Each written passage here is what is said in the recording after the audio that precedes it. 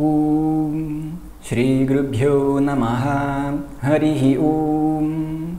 Om Sahana Bhavatu Sahanau Bhunaktu Sahaviryam Karavavahai Tejasvinavadhitamastu ma vidvishavahai. Om Shanti Shanti Shanti. Om Swasti Prajabhyah Paripalayantam Nyayena Margena Mahim Mahishah Go Brahmanebhyah Shubhamastu Nityam Loka Samasta Sukhino Bhavantu Kali Varshatu Parjanyaha Prithvi Sasya Shalini Desho Yanksho Bharahitaha Brahmana Santu Nirbhayah Sarvesham Swastir Bhavatu Sarvesham Shantir Bhavatu Sarvesham Purnam Bhavatu Sarvesham Mangalam Bhavatu Sarve Bhavantu Sukhinaha Sarve Santu Niramayah Sarve Bhadrani Pashyantu Ma Kaschit Dukkha Bhag Bhavet Asato Ma Sadgamaya Tamaso Ma Jyotirgamaya Mrityorma Amritangamaya. Om Purnamadav Purnamidam Purnat Purnamudachyate Purnasya Purnamadaya Purnamevavashishyate. Om Shanti Shanti Shanti.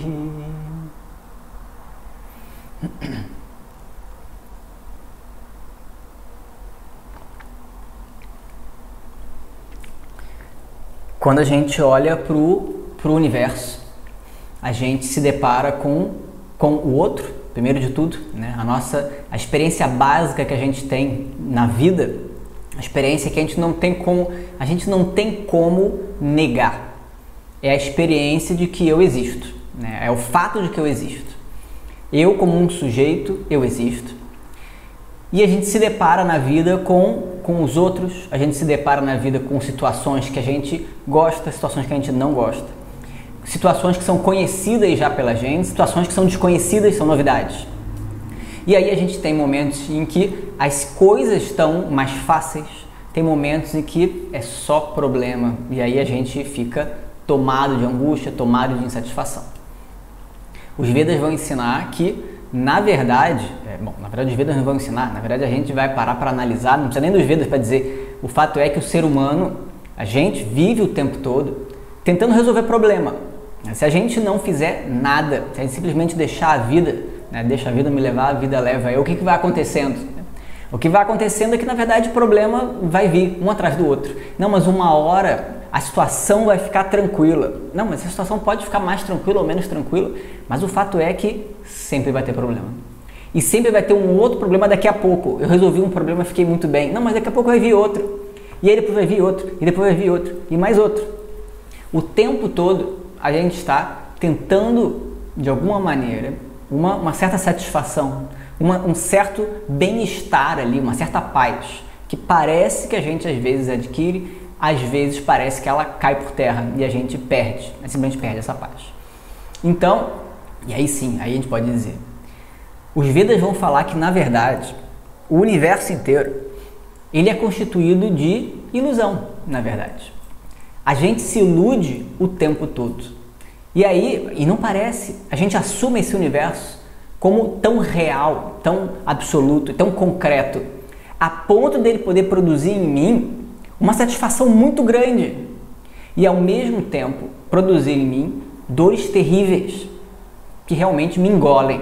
O universo parece tão grande que, apesar de momentos de felicidade e satisfação, ainda assim, em alguns momentos a gente olha e parece que o universo está engolindo a gente. Porque o universo é grande demais. O universo, ele é vasto. O universo é além do meu controle, né? Mais do que ele ser grande. Porque, tudo bem, você pega um elefante, ele é enorme. Mas se você souber como lidar com o elefante, você tem um certo comando ali, um certo controle do elefante. Tudo bem. O problema não é esse. O problema é que o universo é como se fosse realmente um elefante gigante, sem controle, desgovernado. E a gente tenta controlar, a gente tenta governar, a gente tenta deixar do nosso agrado e não funciona. E a gente no fundo sabe que a gente não tem o controle total. E isso nos angustia. O que afinal de contas é esse universo? Por que esse universo inteirinho funciona dessa maneira? E essa vida, por que raios eu nasci nesse local, com esse corpo, com essa mente, em volta dessas pessoas específicas? E estou tendo que viver todas essas situações que ora são agradáveis, ora são desagradáveis. O ponto é que até onde, o que eu tenho que fazer, até onde eu quero chegar com isso? E por que isso tudo existe? É um grande mistério. Mas, ainda assim, parece que nos engole. E aí a gente fica realmente tomado de angústia, tomado de insatisfação. Os Vedas, de novo, vão dizer que, no final das contas, tudo isso é uma grande ilusão. Mas como é uma ilusão, não é a minha experiência. A minha experiência é de uma concretude. A minha experiência é do real. E aí vem a pergunta, o que é o real, afinal de contas? Será que é aquilo que eu vejo, que eu escuto, que eu toco? Será que é aquilo que eu sinto que é real? O que é o real? A gente também não faz ideia, a gente não se pergunta no dia a dia, as pessoas não se perguntam. A gente simplesmente assume que o que a gente está vendo, vivendo, experienciando, e o que eu concluo sobre mim mesmo e o universo é um fato. Bom, eu vou apresentar aqui um negócio, vamos ver se vocês conseguem enxergar. Vocês conseguem ver o on, né? Estão vendo? Tá ok. Eu vou perguntar para vocês o seguinte. Não sei se vocês já viram, muitos de vocês já devem ter visto esse tipo de coisa. Qual dos círculos laranjas é maior, o da direita ou da esquerda? Quando a gente olha, a gente analisa, a gente olha bem e fala, bom, o da direita evidentemente é maior que o da esquerda. Não tem dúvida, não tem a menor dúvida, o da direita é maior que a esquerda. Só que na verdade, se a gente for medir, ele é exatamente do mesmo tamanho, os dois são exatamente iguais. Parecem tão diferentes, mas são iguais. Eu não acredito. Não tem problema. Não precisa se preocupar com isso, não. A gente tira e a gente vê exatamente as mesmas bolinhas, dos mesmos tamanhos. Eu não manipulei a imagem, na verdade. A imagem é de fundo transparente, inclusive. Eu só coloquei um fundo branco e um fundo preto. Nem apagar a imagem eu fiz. A gente pode voltar. E aí parece diferente. A gente sabe, olhando para as bolinhas do jeito que estão, a gente vê duas bolinhas laranjas exatamente do mesmo tamanho. Não tem dúvida. E ainda assim, a gente volta e vê a bolinha da direita maior do que a da esquerda. A gente pode medir e a gente pode ter certeza que são do mesmo tamanho. E ainda assim o efeito continua. Isso é que é o mais incrível. Antes, quando a gente não conhece a experiência e só olha, a gente jura que o da direita é maior que a da esquerda e ponto final. É um fato.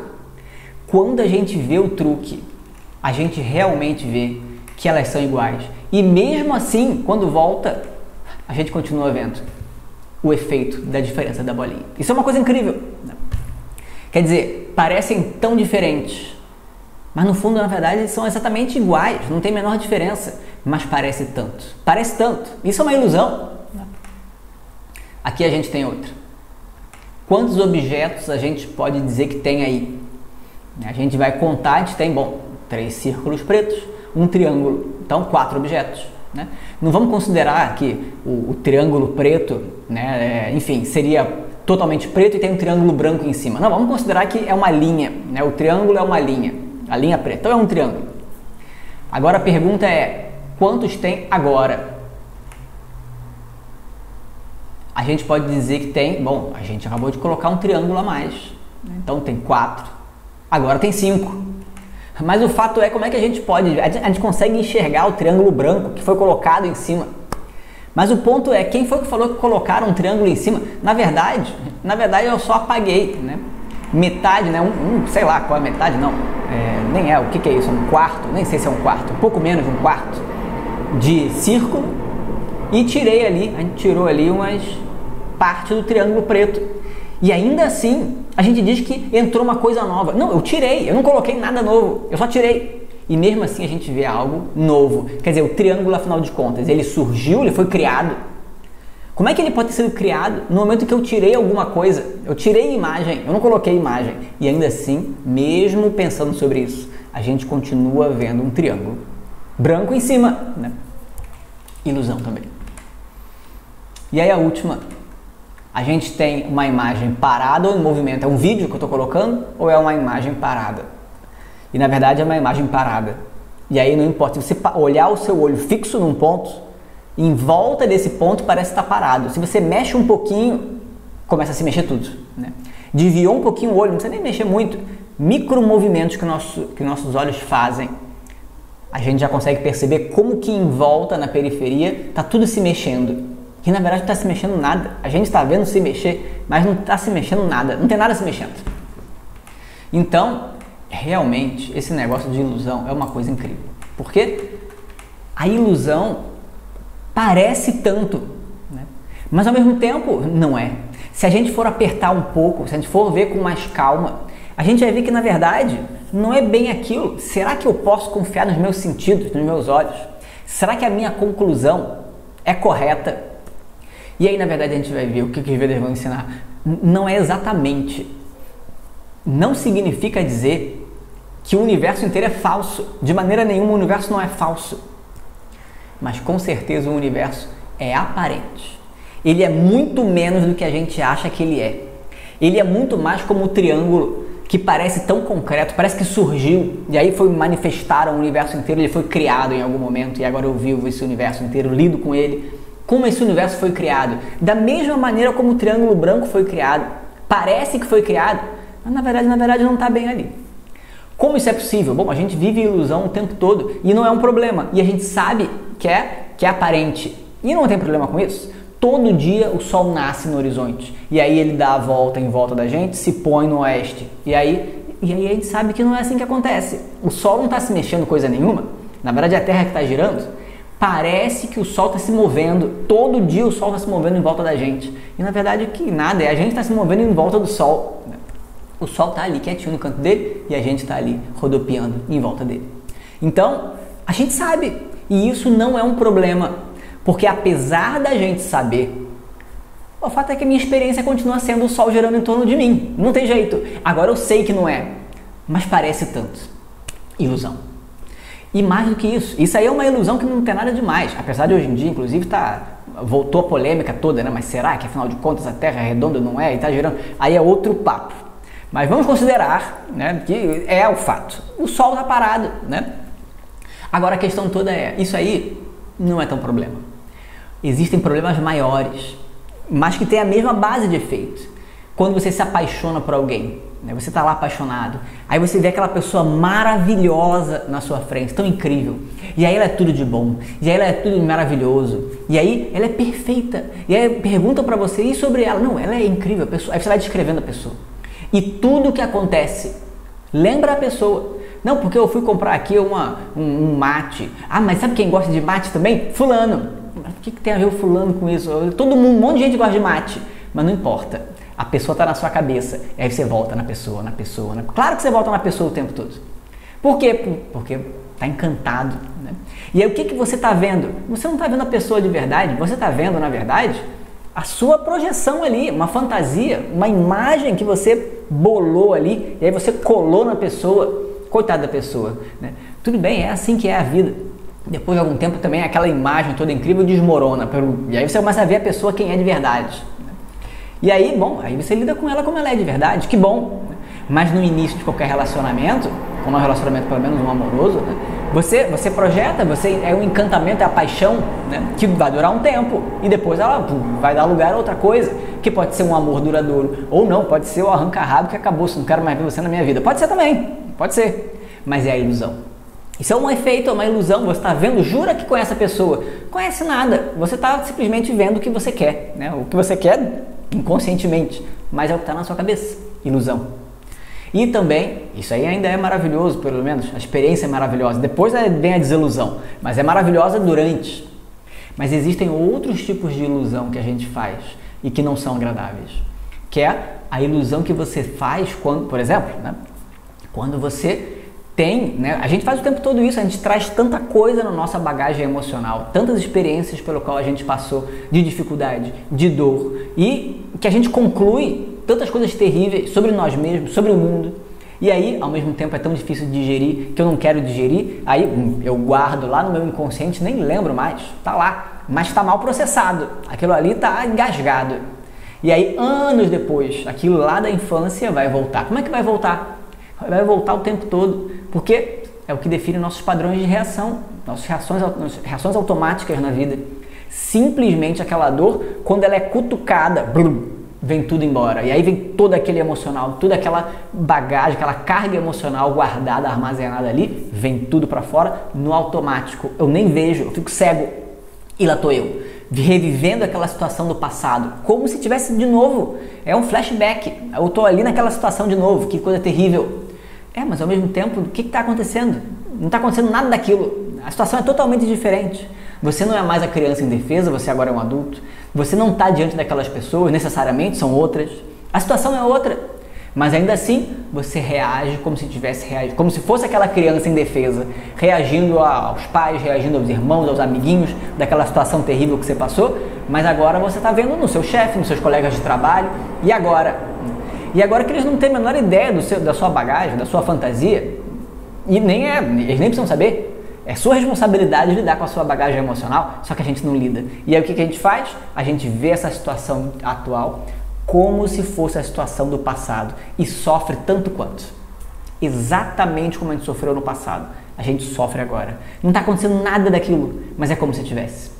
Ilusão, total ilusão. E aí, por conta dessa confusão, dessa ilusão, a gente vai vivendo emaranhado, embolado, vendo aquilo que não está ali de fato, o tempo todo. Uma mente que é tão subjetiva, tão enrolada.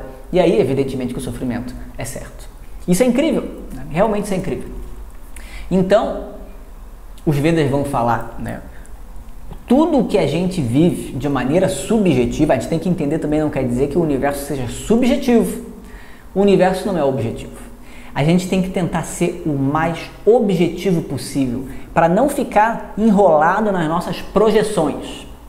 Mas, ainda assim, mesmo quando a gente consegue ser um pouco mais objetivo, um pouco mais claro, tentar ver as coisas como elas são, lidar com as coisas de uma maneira mais objetiva, com o que está na minha frente, com a pessoa que está na minha frente, a gente consegue, numa vida de maturidade, uma vida de yoga, que os Vedas falam, vai nos ajudar a trazer uma mente mais clara, que já vai desemaranhar um tanto ali, uma mente menos subjetiva e mais sendo capaz de lidar com os fatos ao nosso redor.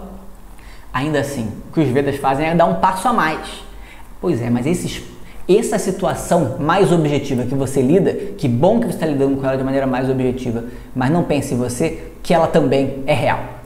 Até a situação mais objetiva, mais concreta, que a gente vai conversar e vai concordar, não, mas isso aqui é certo, isso daqui necessariamente é um pote. Tudo bem, se vai ser agradável, se não vai ser, o que vai trazer de lembrança, isso aí é da sua cabeça, é subjetivo, ok. Mas a gente tem que concordar que isso é um pote. Temos que concordar, isso é um pote. Isso é uma visão objetiva. Isso é um pote, ok. Ainda assim, será, se a gente for apertar mais ainda, será que o pote é um pote de fato? E a gente vai dizer, é evidente que não é. Parece tanto um pote. Bom, é um pote, é verdade que é um pote. Mas será que eu posso dizer que esse pote é diferente do outro pote?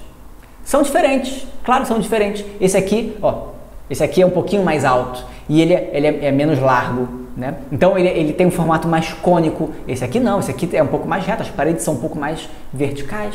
Então é evidente que são diferentes, é verdade. Mas se a gente for parar para analisar, por detrás da aparência, por detrás da forma, existe uma única realidade. O que é o que existe de comum entre esses dois potes? O fato de serem de barro. E essa que é a grande questão. Será que o que eu tenho na mão é um pote? Ou será que o que eu tenho na mão é barro? É os dois? É verdade? É os dois? É um pote de barro? Mas o que é mais? Ele é um pote ou ele é um barro? Ele não pode ser as duas coisas ao mesmo tempo. Ele não pode ser. Porque, na verdade, o que a gente tem que dizer? Mas ele não pode ser um pote de barro? Ele pode ser um pote de barro, mas como o Swami Dayananda sempre dizia, será que é um pote de barro? Ou será que é um barro na forma do pote? Se ele é um pote de barro, o principal é pote, que tem a característica de ser barro. Então, o barro é um extra. Podia ser assim como um pote de barro, podia ser um pote de vidro, né? Então é uma característica. E muda, mas o que ele é um pote. Ora essa, então leva o pote. E eu levo o barro. Quem leva o quê? É dito. Quem levar o barro leva tudo. Então, se o pote é de fato o que é o objeto, ora essa, então como é que tirando o barro o pote foi junto? Como é que eu posso dizer que esse pote é real se quando eu olho de um outro ponto de vista, eu vejo barro? O que será que existe mais, pote ou barro? A gente vai ter que dizer que o que existe mais é barro, porque o pote só vai existir enquanto existir barro. Então, aqui tem pote e barro, ok. Quebra ele para saber o que acontece. O que acontece? Pum, o pote foi embora, ele quebrou.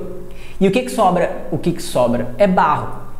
Então, antes só tinha barro e aí alguém pegou o barro e fez o pote. Aí o pote surgiu.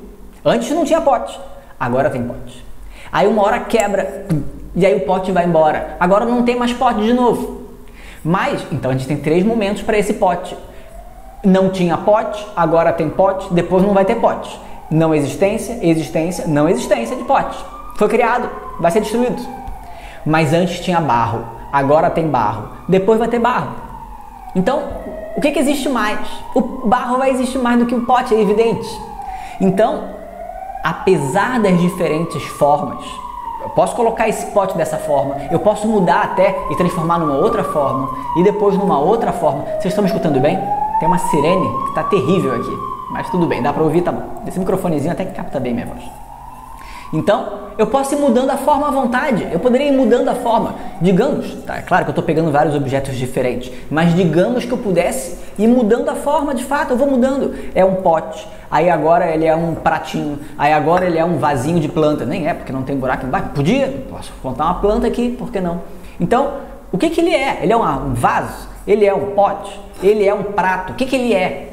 A gente pode dizer que ele é muitas coisas dependendo da forma que a gente coloca, mas uma coisa é fato. Em qualquer uma das formas que eu colocar, o que a gente vai ter de fato? Barro. O barro não vai deixar de ser barro. Então, no exemplo é evidente, né? Porque a gente também pode chegar e destruir o barro, transformar o barro em outra coisa. Aí é outro papo. Mas vamos nos ater ao exemplo. As formas mudam, mas elas só existem e só se modificam porque elas estão penduradas em uma coisa que não tem uma forma definida, é barro. O barro não tem uma forma definida. Eu atribuo a forma que eu quiser no barro e aí os objetos vão sendo criados. Aí eu lido com eles. Mas de fato é que diante da visão de que o que tem aqui é barro, esse pote é uma ilusão. Parece tão real, mas ao mesmo tempo não é exatamente aquilo. É uma outra coisa, uma outra coisa, uma outra coisa. Então isso é uma ilusão. Isso é que é de fato ilusão.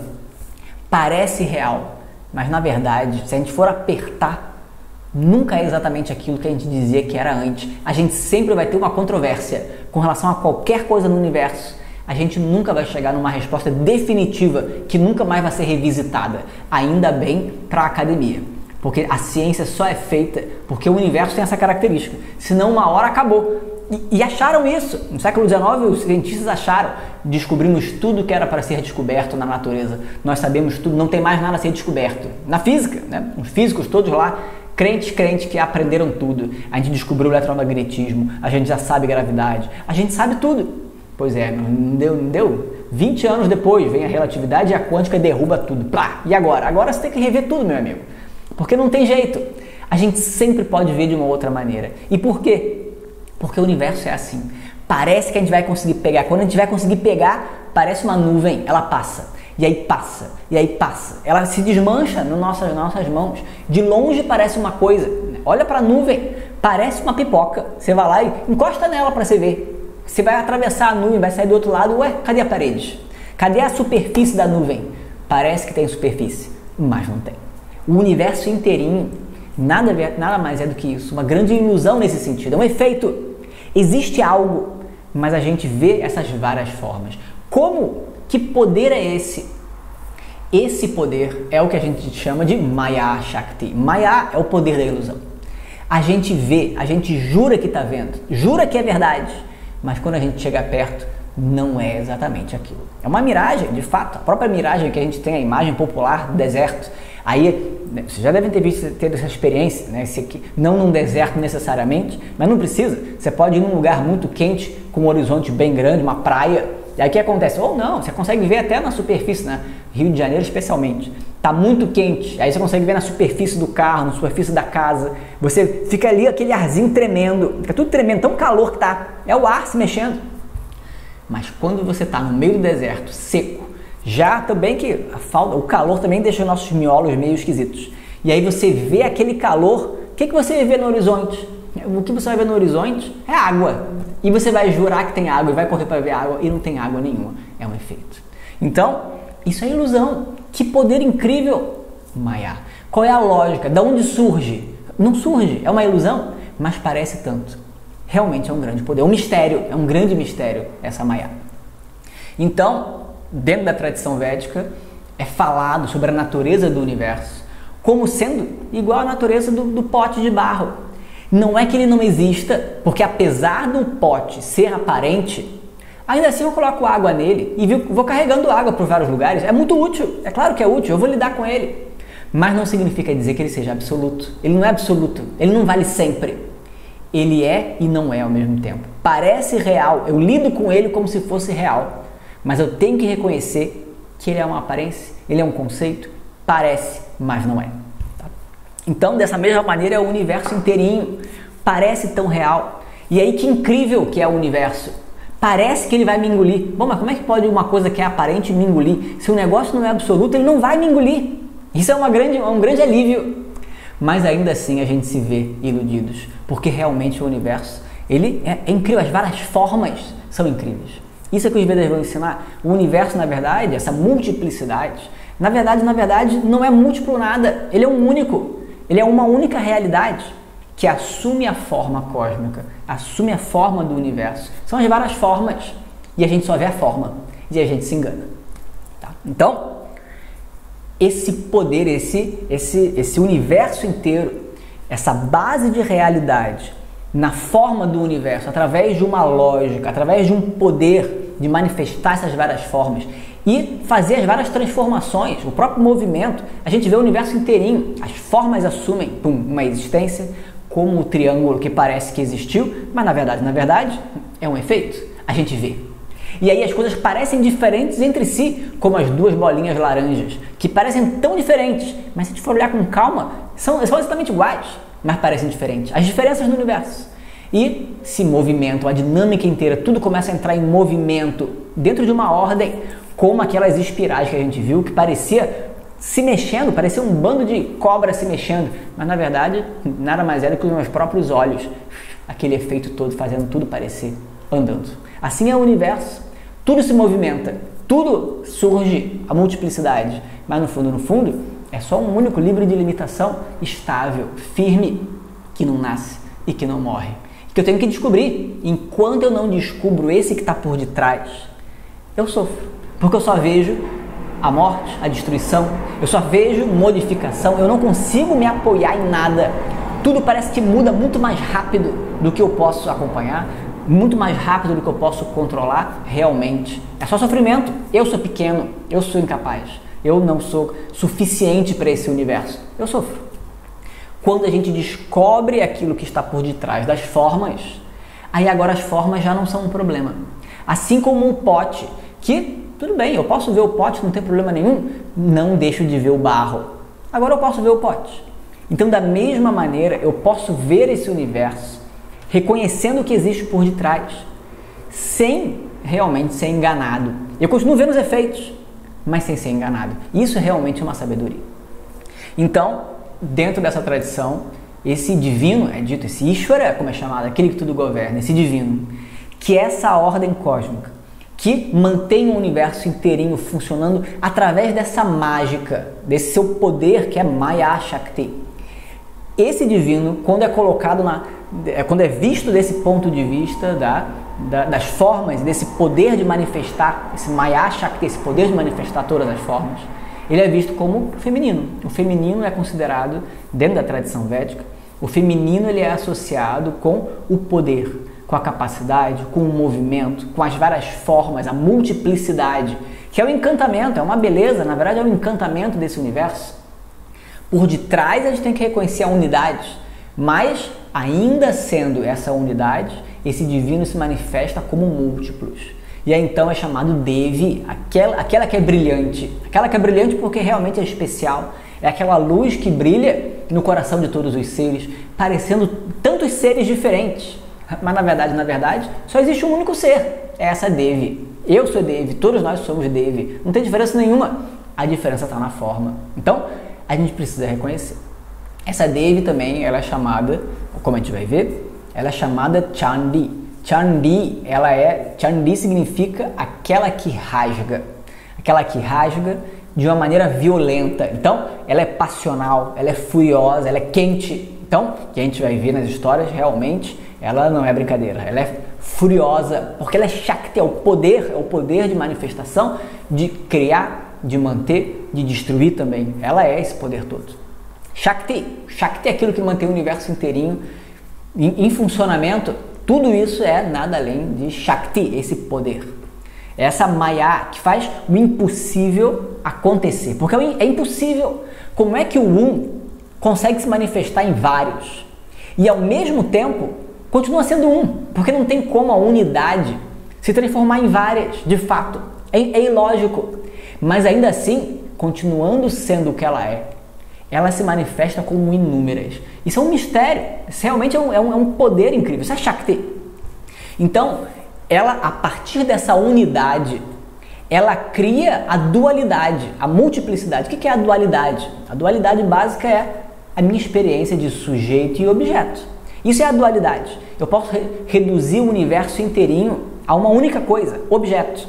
Porque é o objeto da minha observação. Eu sou aquele que vê aquilo que é visto. Aquilo que é visto é o universo inteiro. Então, a multiplicidade, ela pode ser reduzida só a dois. Eu e não eu, sujeito e objeto. Parece tão real essa diferença. É a nossa experiência. Essa é a nossa experiência de mundo. Eu existo, ponto. Eu existo e em volta de mim existe um não eu, que eu experiencio. Essa é a nossa experiência básica. E parece tão concreta e real. E também é uma ilusão. É uma ilusão. Quem falou que o outro não é você? Quem falou que o universo é diferente de você? Não é. É diferente com relação às formas. Sem dúvida que é. Não vamos ficar malucos, né? Não vamos surtar dizendo que o outro e eu somos o mesmo, a gente se mistura. Não é para misturar. Na vida a gente tem que ter muito bem a noção de limites, para não ficar misturado. Você aí, eu aqui, né? Eu sou a Dana que costumava dizer, por que a gente faz namastê, né?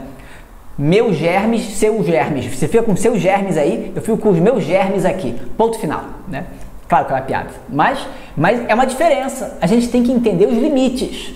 Então, tem que ser colocado os limites, senão a gente se perde no mundo. Eu tenho que entender, por isso que o ego é tão importante, para saber até onde termina esse indivíduo, até onde começa o outro indivíduo. Ótimo, a gente lida.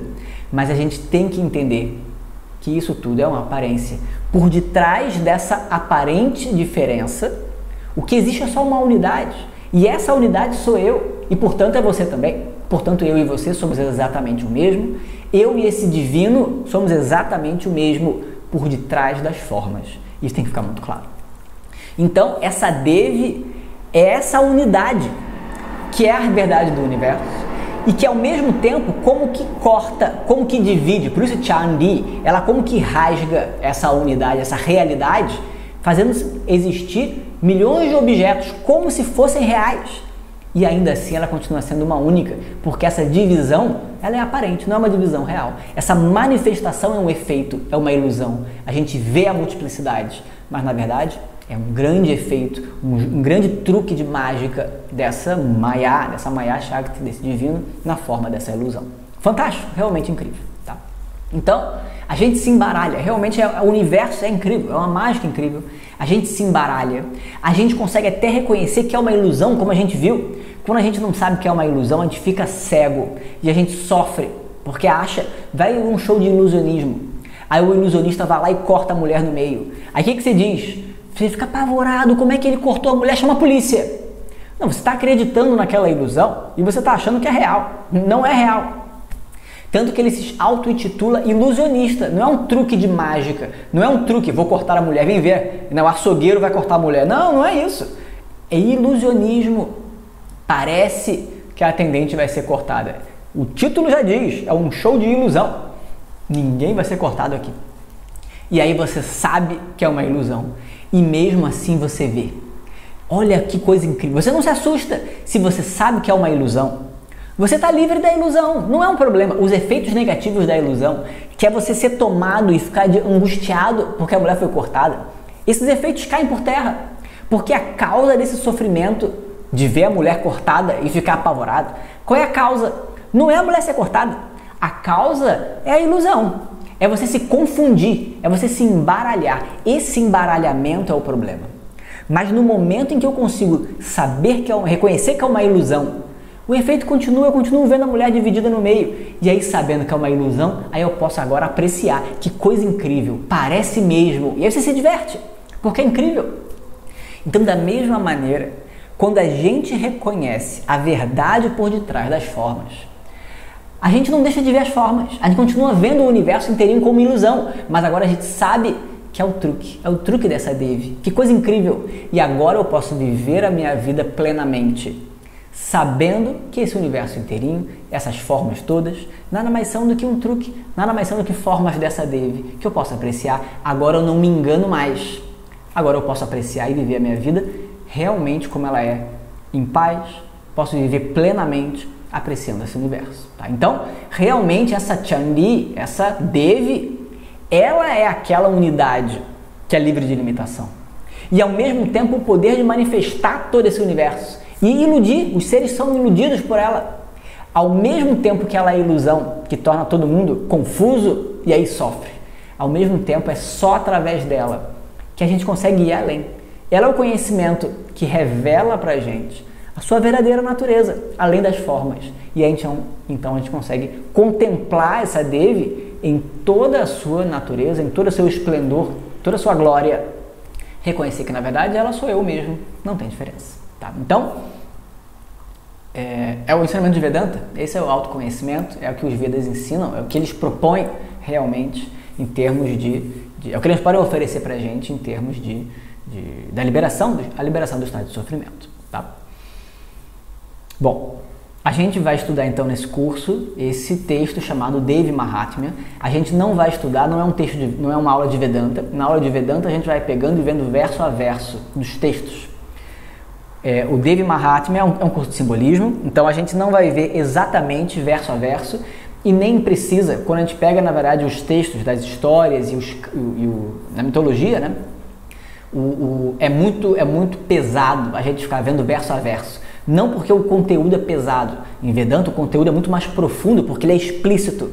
Nas histórias é aquele mesmo ensinamento, esse ensinamento que eu acabei de falar, na verdade, em resumo, é o ensinamento de Vedanta. Esse ensinamento que a gente estuda nas aulas de Vedanta, através dos textos, verso a verso, as histórias vão refletir esse ensinamento à luz dos mitos, dos símbolos e do encantamento também, né? Então, através das orações, através das descrições, a gente pode contemplar esse divino e o conhecimento que traz a verdadeira natureza desse divino, como sendo a minha própria natureza também. Então a gente não vai ver verso a verso porque realmente é muito pesado no sentido de que fica muito maçante, né? Não precisa.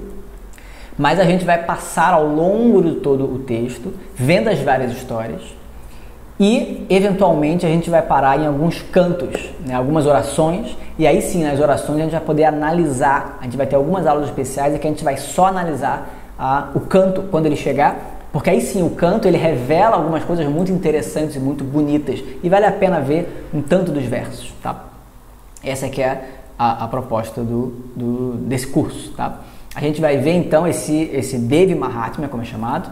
Esse texto, geralmente na mitologia, o que a gente chama de mitologia hindu, as várias histórias estão guardadas nos textos que a gente chama de Puranas. As Puranas é o arcabouço desse simbolismo e mitologia como a gente conhece hoje. Existem textos anteriores, os próprios Vedas carregam muita mitologia, só que eles são muito anteriores. E aí, essa mitologia vai passando por transformações em termos de forma.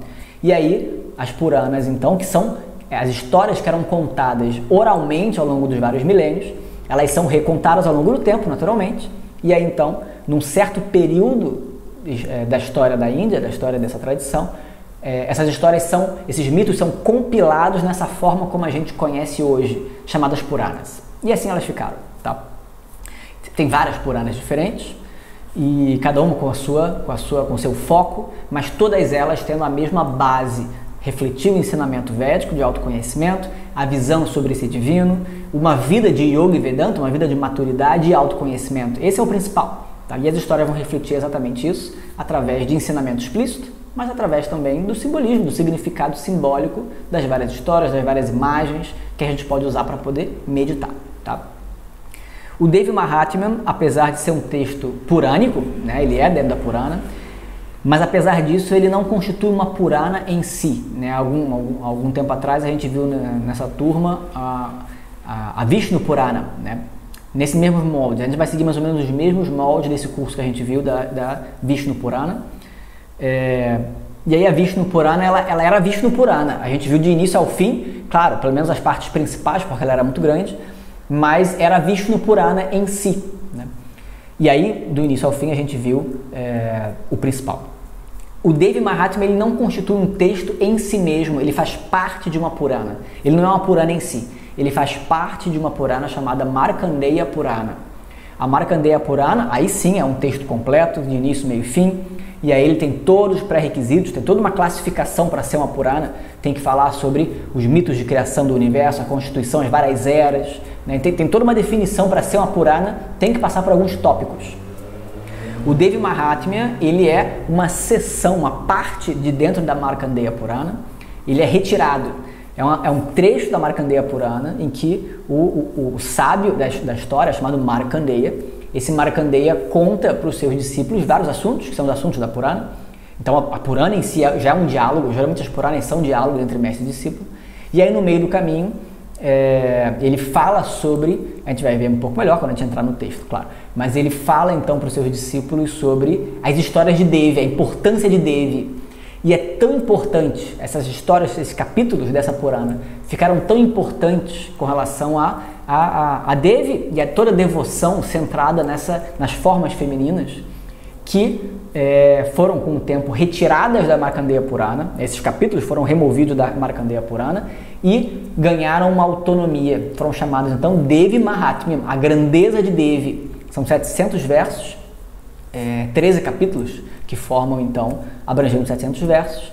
E aí então, pela importância, é estudado geralmente, muitas vezes é estudado, independente do resto da Purana, porque em si mesmo ela já é incrível. Né? Assim como a Bhagavad Gita também, né? São 700 versos também, curiosamente tem o mesmo número de versos, e a Bhagavad Gita não é um texto à parte, ela faz parte do Mahabharata, que é o épico. Né? Mas pela importância da Gita, aqueles capítulos são retirados e estudados à parte e recebem o nome de Bhagavad Gita.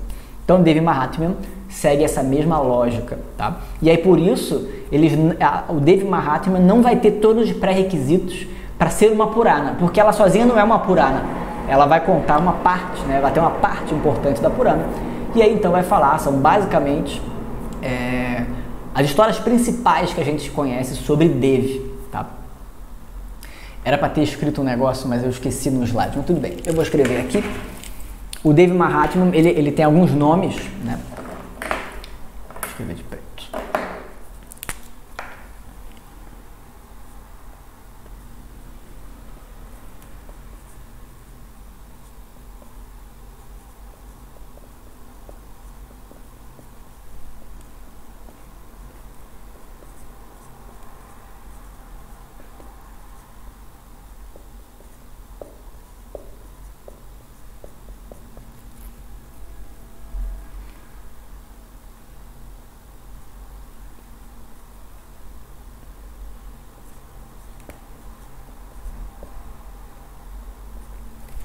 Então, o Devi Mahatmya ele recebe 3 nomes popularmente, tá?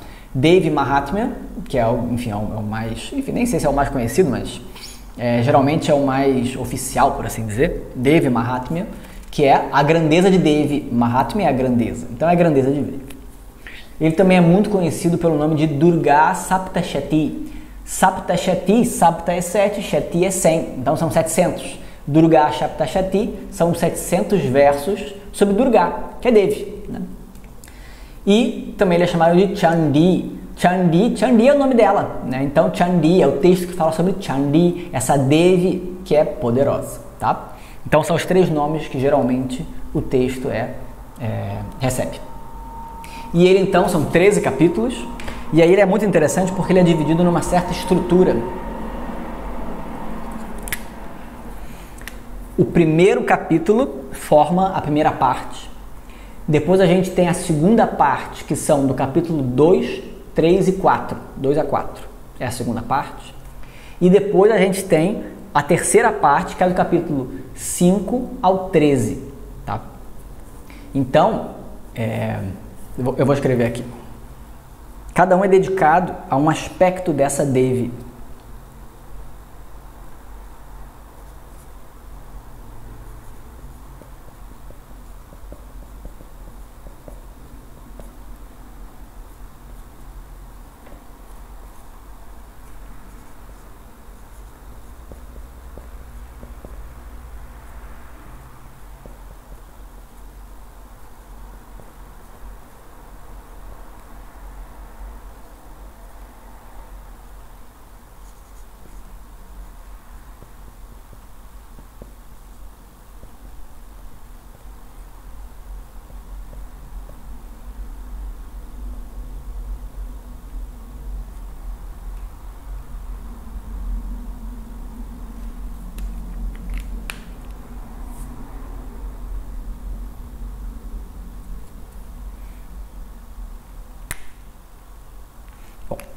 Então a gente tem as três partes, elas são dedicadas então a três aspectos.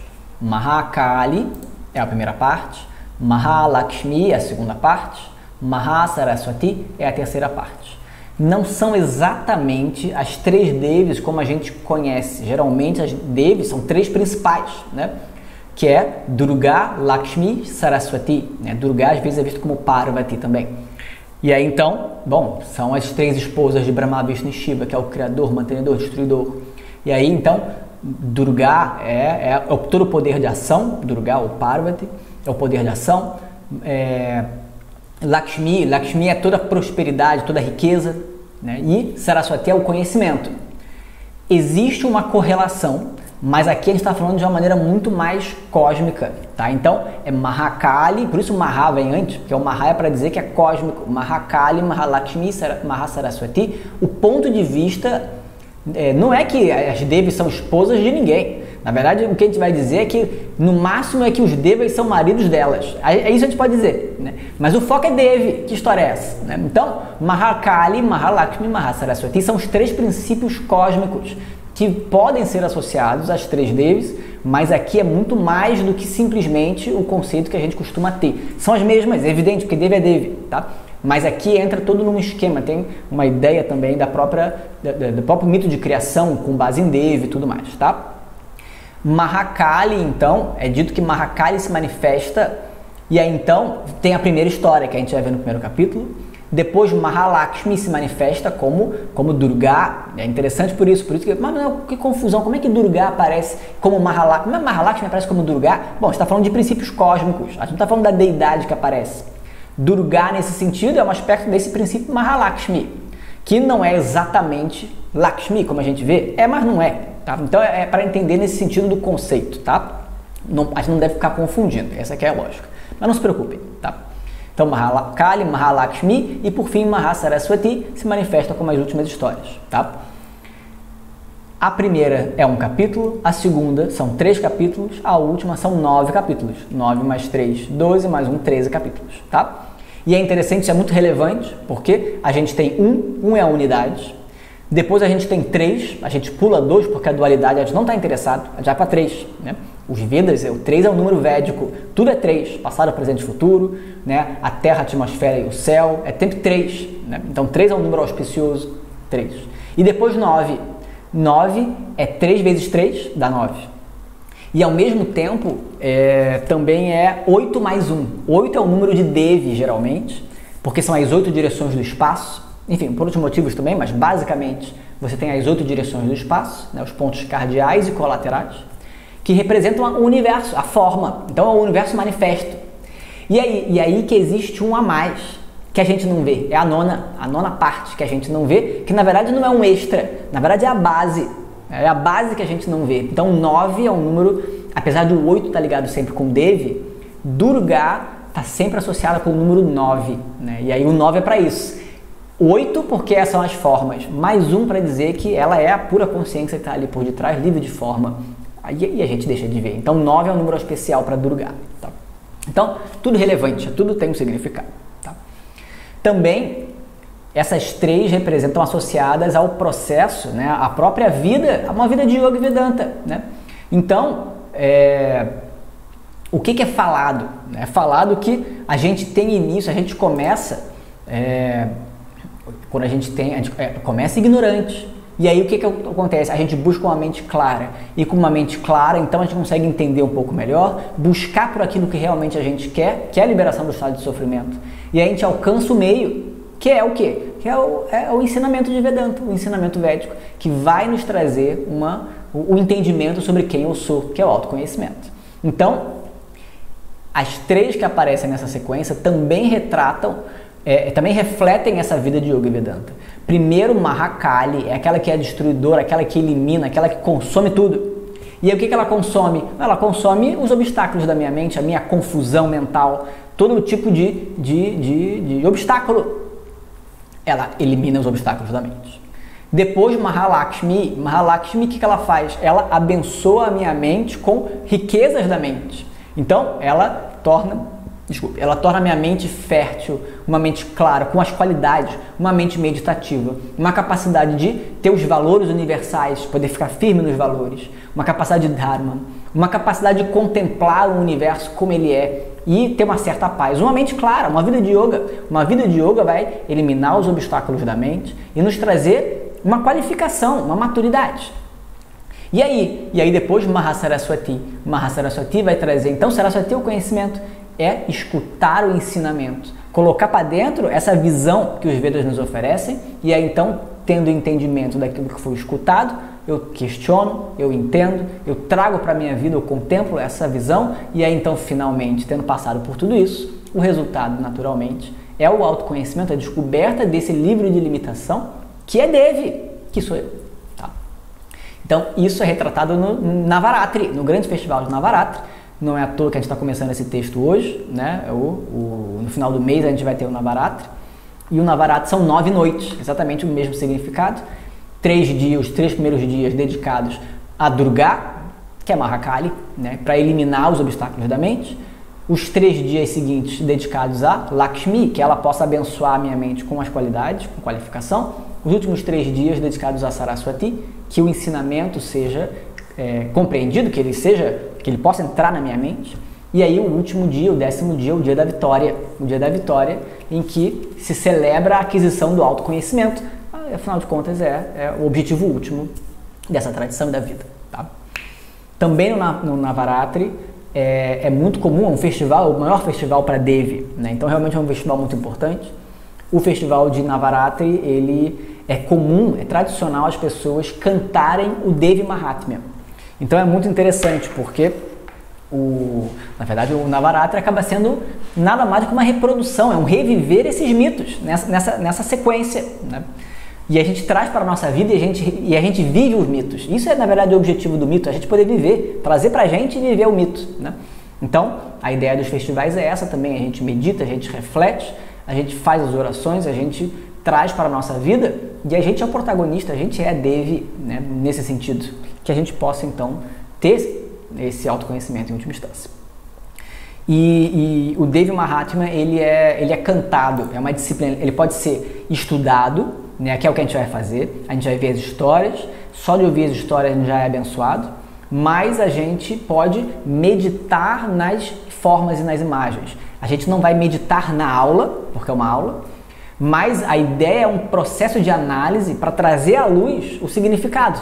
E aí sim, já é um processo meditativo, porque a gente está escutando e ao mesmo tempo a gente está contemplando sobre aquilo tudo. E aí depois a gente traz esses elementos e aí mais tarde na nossa vida a gente pode reviver os mitos, né? Na nossa meditação, no nosso dia a dia. Essa que é a ideia, trazer o ensinamento à luz dessa linguagem diferente. Aí realmente tem ganhos que são muito significativos, faz parte de uma vida de Yoga e Vedanta. Não é o fundamental, quem não gosta não precisa, mas quem gosta é uma grande riqueza realmente, tá? Dessas histórias. Mas ao mesmo tempo o Devi Mahatmya ele também é um canto, então é uma oração. E aí então é feito Parayana, o canto do Devi Mahatmya. As pessoas então cantam, e aí então tem toda uma maneira de cantar, tem todo um ritual também antes. Canta-se alguns mantras antes, alguns versos, tem muito bonitos, né? E aí depois você canta o texto, 700 versos, e no final você canta outro texto, para outro canto para poder finalizar. Tem toda uma ritualística. Geralmente as linhagens de Tantra usam muito, porque focam muito a devoção deles em Devi, né? Então tem as várias linhagens que tratam, né, o Devi Mahatmya realmente com muita reverência, com muito respeito.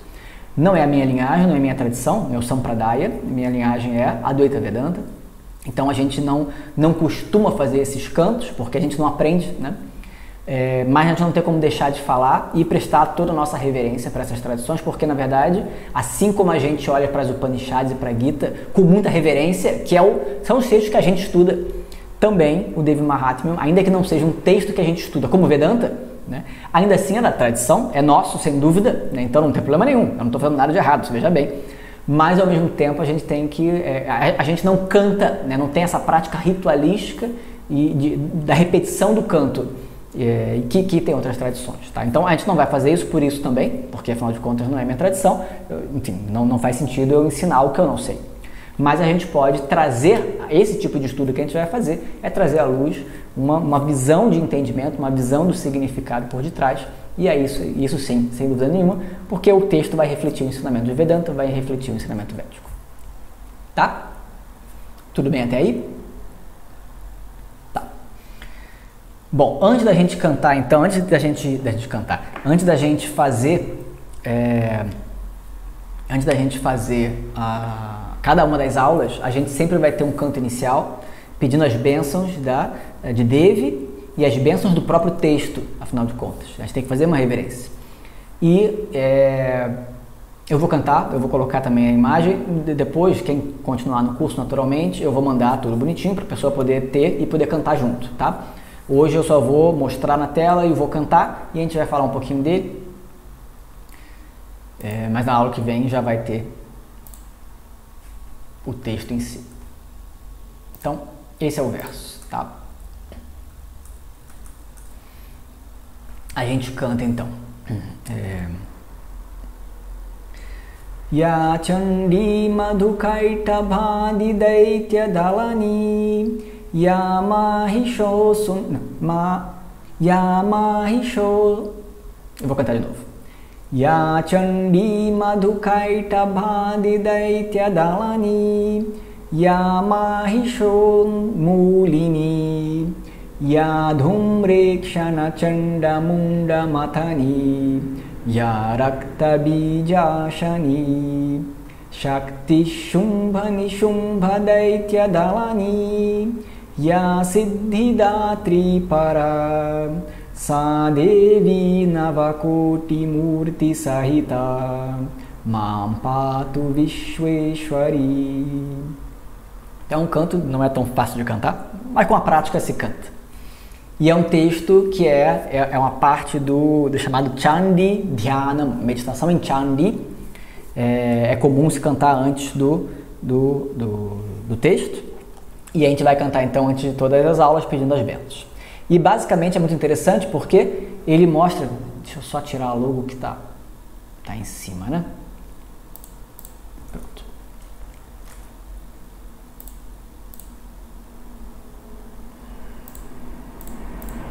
Então, ele diz, né, Ya Chandi. Chandi é você que é Chandi, né? Então, saudações a essa chamada Chandi, como a gente viu. Chandi é essa que, enfim, que é a poderosa Shakti, mas que ao mesmo tempo é o próprio conhecimento que revela o que existe além dessas várias formas. Essa Chandi, essa Devi, Madhukaitabha Adi Daitya Dalani. Ela que destrói os asuras, como Madhu, Kaitaba e etc. Então, isso aí, na verdade, é a primeira história, né? Como eu falei, ele é dividido em 3 partes. Cada parte conta uma história diferente de Devi. A primeira parte, Chandi, então, Devi aparece e derrota 2 asuras, Madhu e Kaitaba. Aí depois, na segunda história, diz Ya Mahishon, Mahisha Unmulini. Você que destrói, então você destrói pela raiz, você elimina por completo Mahisha. Mahisha, que na verdade é a história mais famosa do Devi Mahatmya, que é a destruição de Mahishasura, né? O Asura na forma de búfalo, você então destrói Mahisha. E aí então na terceira história, que era a maior, aí realmente cabe mais versos. Ela destrói outros Asuras. Então você, Dhumrekshana, Chanda, Munda, Mathani. Você destrói Dhumrekshana, Chanda e Munda, já são 3. Rakta Bijashani, você que Ashani, você que devora, você devora Rakta Bija, é outro que ela destrói totalmente, devorando Rakta Bija. Então, Shaktihi, essa saudação, você que é Shakti, esse poder todo, Shumba Nishumba Daitya Dalani, que derrota Shumba e Nishumba, 2 terríveis Asuras também. Siddhidatri Para, você que é suprema, você que é o próprio absoluto, a verdade do universo inteiro, Siddhidatri, que concede todas as bênçãos aos seus devotos, tudo aquilo, todas as conquistas vêm de você, ó Devi. Sadevi, você, essa é aquela Devi, Navakoti Murti Sahita, que está rodeada, repleta de Navakoti Murti, tá tomada com 9 milhões de formas, né? Na verdade, Koti não é exatamente milhão, mas é muito, né? Então, Navakoti são 9 milhões de formas. E isso também faz parte da história, ela evoca um exército de Devis, né? Que na verdade nada mais são do que ela própria. Então você que está cercada por um exército de milhões de Devis, Navakoti, e é interessante de novo o número 9 aparecendo, né? Podia ser 10 milhões, mas não, Navakoti, então 9 é simbólico. Né? E ao mesmo tempo, quer dizer, significa infinitas, mas ao mesmo tempo todas elas são só você, né? Então você que é Pará, o absoluto, que é livre de formas, mas ao mesmo tempo é essa Shakti, Navakoti Murti, que tem milhões de formas. Você é realmente incrível. Então você que concede tudo aquilo para os seus devotos, o que é a maior bênção que você pode conceder? É o próprio autoconhecimento, né? A descoberta de você mesma por detrás de todo esse seu véu, de toda essa sua roupagem, essa forma cósmica que nos ilude e nos encanta, existe você ali por detrás, sempre ali plena e eterna, sentada no meu coração. Então, Mampatu Visheshwari, a você que é Visheshwari, aquela que está na forma do universo inteirinho, Senhora desse universo inteiro, Mampatu, que você me proteja sempre. Tá? Então, o verso, na verdade, é a essência do Devi Mahatmya. Conta em essência o que ela faz, né? A destruição dos Asuras, e cita quais são, e etc. Tem outros também que ela não cita, mas os principais. E ao mesmo tempo traz essa visão, esse ensinamento, que é o objetivo de Devi Mahatmya, de trazer essa visão de Devi como a própria essência, o próprio universo, né? A própria verdade desse universo, com todas as suas formas e além das formas, como sendo eu mesmo. Ok?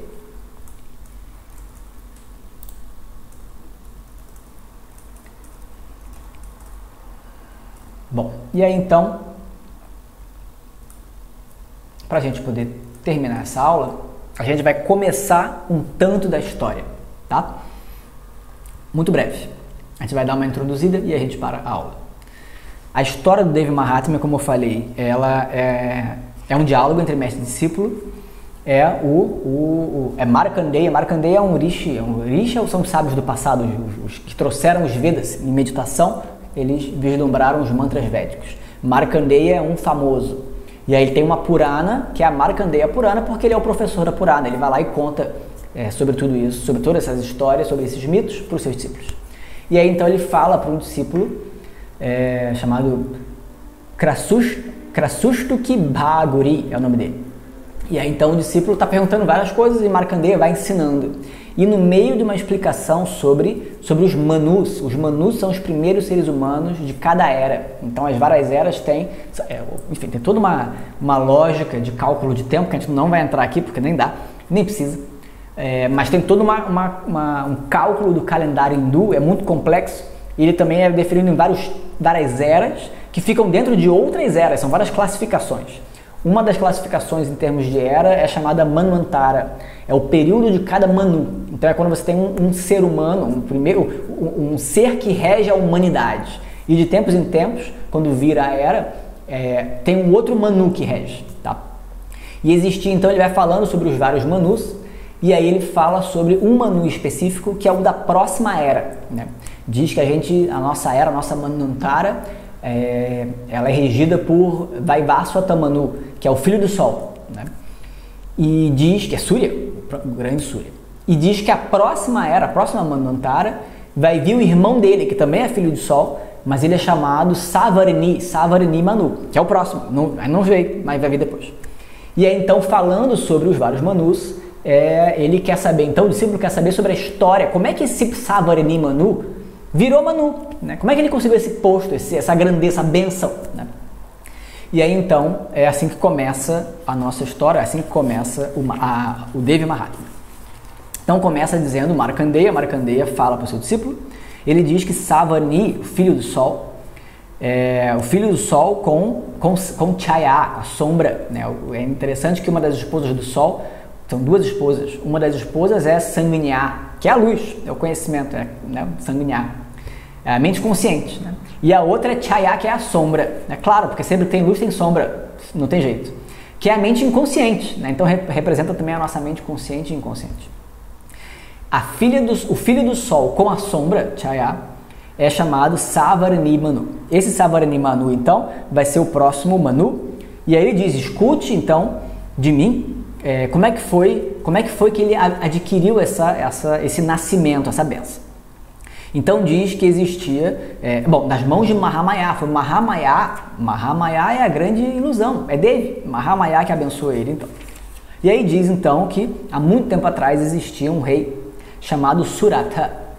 Esse rei, ele era de uma dinastia, chamada Chaitra, que era um ancestral dele, e governava, então, realmente, o mundo inteiro. Ele governava realmente com um grande reino, ele era muito poderoso, e protegia suas crianças, poderia o seu reino, seus súditos.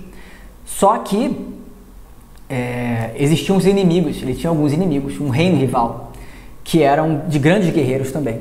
E acabou que um dia esses inimigos desse rei Suratha, com grandes poderes, com grandes exércitos, entraram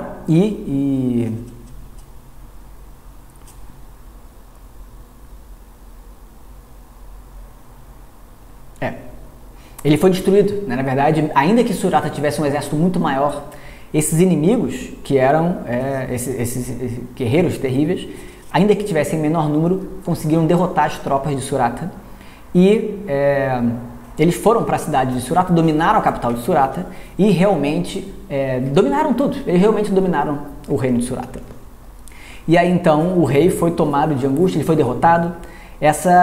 Na própria cidade, né, o rei realmente foi desprovido do poder dele, foi desprovido do controle da cidade, perdeu o poder, perdeu o trono. E aí realmente esses inimigos roubavam e faziam atrocidades e coisas terríveis com os próprios cidadãos, né, com os próprios súditos, destruíam várias coisas. E na verdade tudo isso aconteceu, ele descobre, porque os ministros do rei Suratha, eles tramaram junto dos inimigos do rei. E aí então, coitado, o rei acabou se lascando, porque ele acabou perdendo o reino, não só porque os inimigos entraram. Como é que os inimigos que eram tão menores conseguiram dominar? Porque, na verdade, os aliados, os primeiros ministros do rei, traíram o rei. E aí realmente ele fica horrorizado com aquilo, ele vê que ele não tem solução, porque a própria corte dele traiu ele. E aí então ele resolve fugir da cidade, ele sai da cidade. E aí ele vai desolado, realmente desolado. O que aconteceu? Eu fui traído por várias pessoas importantes e agora eu perdi o meu trono tão importante. Ele vai realmente desolado. E aí o que acontece é que no meio do caminho, ele encontra...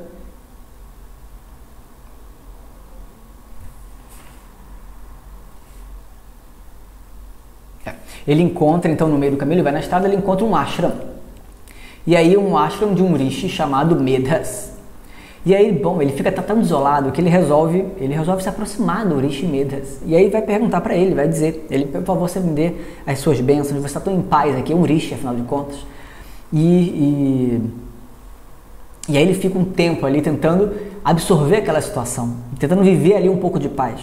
E tomado realmente por um apego, pela angústia do apego por aquele reino, apego que estava tendo por aquela, enfim, por todo o seu reino e todas as suas riquezas e o sofrimento decorrente disso. Ele resolve então dizer para o Urishi, eu não sei realmente como é que pode, a minha capital, a minha cidade, ela foi tomada, tão bem protegida pelos meus ancestrais, ela foi realmente tomada pelos meus inimigos e eu fui traído, aqueles que eram mais importantes para mim, que estavam do meu lado, meus guardiões, não teve jeito, eles realmente, devido a uma conduta inadequada, eles me traíram e aí eu fui enganado e fui desprovido de toda a minha riqueza e todo o meu poder. E eu não consigo mais aproveitar, né, das minhas riquezas, das minhas tropas, dos meus elefantes, dos meus vários carros de guerra e da minha tropa que é tão heróica. Eu perdi tudo isso. Agora está na mão dos meus inimigos e eu não sei mais o que fazer, eu estou arrasado, realmente eu estou arrasado. E aí ele continua dizendo, né? Realmente eu não sei o que eu posso fazer porque eu tô angustiado e eu só consigo pensar, eu só consigo pensar no que as pessoas vão fazer, o que esses inimigos terríveis vão fazer com as minhas riquezas, com os meus súditos. Eles vão acabar com tudo isso e tá lá, e eu não consigo parar de pensar sobre isso. Aí diz que no caminho, enquanto ele estava passando por tudo isso, passou na estrada perto do ashram um mercador, um comerciante. E quando passou esse comerciante, o rei quis saber quem era, né? Quem é você, afinal de contas, que está vindo aí do lado, passando pelo ashram? O que você está querendo? Quem é você? E aí, na verdade, ele parecia, esse comerciante, ele parecia muito arrasado também, tanto quanto ele. Quem é você e por que você está tão arrasado? Né? Porque, afinal de contas, ele estando arrasado, ele conseguia muito bem identificar o arraso do outro. E ele queria ouvir a história do outro também. Por que você está tão arrasado? E aí então o comerciante falou, não, meu nome é Samadhi e eu nasci numa família muito rica, muito próspera de comerciantes, e só que acontece que ainda com toda a minha riqueza e com uma família, uma bela esposa, com vários filhos, eu fui traído pela minha esposa e filhos. Todos eles na verdade me enganaram e levaram toda a minha riqueza e agora eu estou aqui sem nada, eles realmente me traíram e agora eu tô arrasado com isso. Quer dizer, a mesma situação do rei, diferente, mas a mesma, né? E eu tô perambulando pela floresta sem saber o que fazer e arrasado. Mas é incrível porque ao mesmo tempo que eu tô arrasado, decepcionado com tudo isso e arrasado pela falta dos meus queridos, eu não consigo parar de pensar neles. Como é que estão os meus filhos? Será que eles estão bem? Como é que está minha esposa? Será que ela está bem cuidada? Será que ela está... Como é que ela está, né, afinal de contas? Então, veja só que coisa misteriosa. Os meus filhos e a minha esposa, que eram tudo para mim, me traíram, me fizeram tão mal, me enganaram, me privaram de toda a minha riqueza. E mesmo assim eu não consigo parar de pensar, de me perguntar, será que eles estão bem? É uma preocupação inútil, uma preocupação tola. Eu devia me lixar para eles, porque eles me enganaram, me fizeram muito mal, mas eu não consigo. Eu simplesmente, de novo, fico preocupado com o bem-estar deles. Não sei porquê. Isso realmente me atormenta. E aí o rei fala, mas como é que pode você estar tão tomado, né, de preocupação por essas pessoas que só fizeram o seu mal? Isso não é inteligente. E aí o mercador fala, pois é, eu também não entendo, eu realmente não consigo entender, eu tento tirar essas pessoas da minha mente, mas eu não consigo. E aí ele fica arrasado também.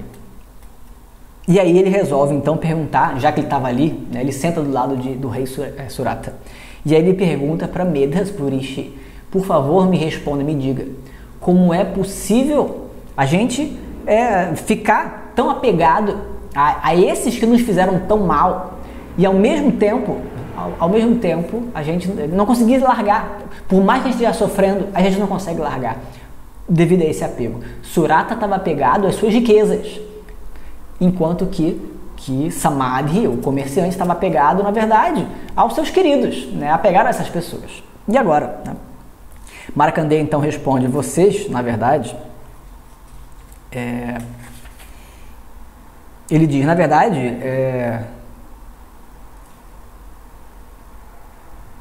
ele diz, na verdade vocês acham, né? Observa só, ele faz uma analogia, observa os pássaros e os outros animais. olha bem para esse pássaro. Tinha uns pássaros, num ninho de pássaro na árvore. E ele diz, olha só, a gente tem um pássaro ali. Claramente esse pássaro está muito magrinho, está com fome. O pássaro sente fome. Assim como o ser humano fica com fome, o pássaro também fica com fome.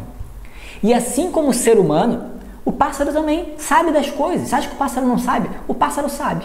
Ele sabe que está com fome. Ele sabe como obter comida. Ele vai lá e pega, olha só, ele está com a minhoca na boca. Está lá, é só comer. E ainda assim, o que ele faz? Coloca a minhoca na boca do filhote. Que é uma coisa incrível. Por que o pássaro coloca a minhoca na boca do filhote? Sendo que o pássaro está com fome. Realmente é uma coisa incrível. É assim que funciona esse universo. Na verdade, ele diz...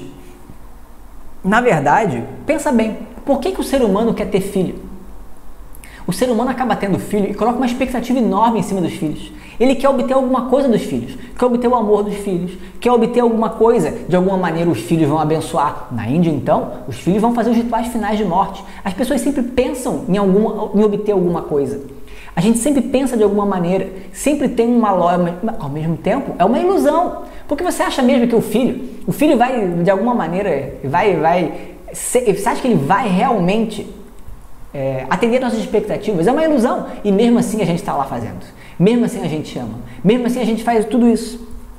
Então, assim é a vida. A vida funciona dessa maneira. Imagina se o pássaro não colocasse comida na boca do filhote. Não ia sobreviver. Isso tudo funciona devido a uma ilusão. Por quê? Devido à ilusão o pássaro não come. Devido à ilusão a gente faz o que a gente faz. Devido à ilusão a gente vive nessa vida. Na ilusão. Mas ao mesmo tempo, essa ilusão toda é o que mantém a vida. Isso é Mahamaya. Tudo acontece devido a essa grande ilusão, até mesmo os nossos apegos. Não se iluda. Até os nossos apegos têm uma lógica, tem um porquê. E esse porquê é um grande mistério, mas é Mahamaya, é devido a essa Mahamaya. Todo esse universo só é possível devido à grandeza dela, devido à grandeza dessa Devi. Então, não se assuste, não fique tão assustado, tão impressionado com o porquê que vocês continuam apegados. É natural, faz parte da natureza. Essa Mahamaya, ele diz, é chamada também Yoga Nidra. Yoga Nidra, Nidra é o sono. Né? Yoga Nidra, na verdade, é a própria ilusão. Que, diz ele, é a própria ilusão, o poder de ilusão de Vishnu, aquele que mantém o universo inteirinho. Ele mantém esse universo através da ilusão. Sem dúvida nenhuma. Então, ele diz, é devido a essa Mahamaya,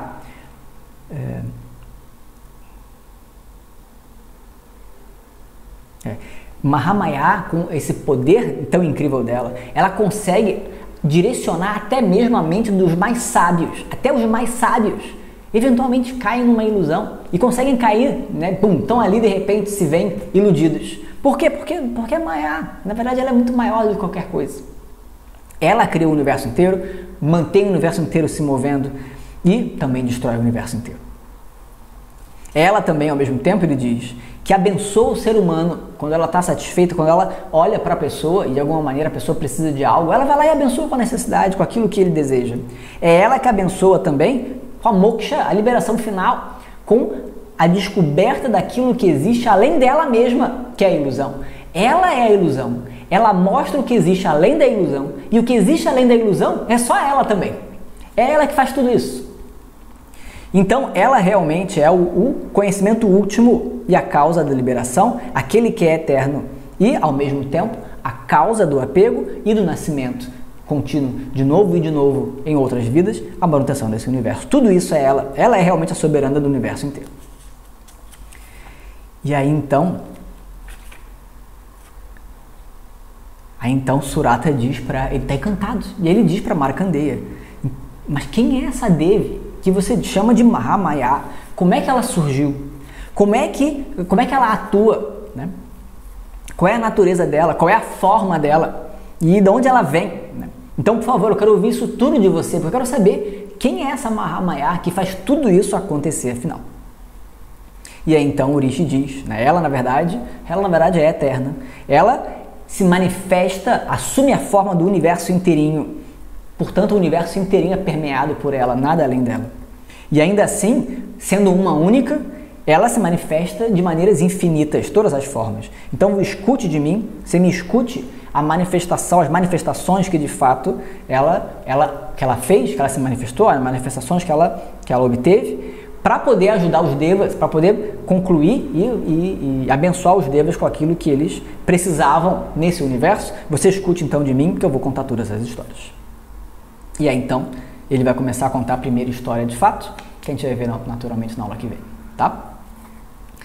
Toda a história tem um simbolismo, tem um significado, até os nomes dos personagens, né? Surata, Rata é uma carruagem.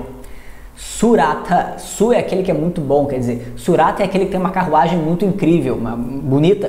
Claro, ele é um grande rei, então ele tem uma carruagem maravilhosa, literalmente é isso. Mas ao mesmo tempo, em termos simbólicos, Rata é a carruagem a gente tem sempre no simbolismo, Katha Upanishad vai falar disso também, a imagem do indivíduo como se fosse uma carruagem, né?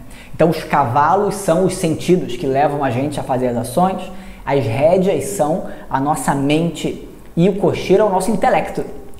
E aí então o que é a carruagem? A carruagem é o nosso corpo físico, que é o que vai de fato. E quem é o senhor da carruagem?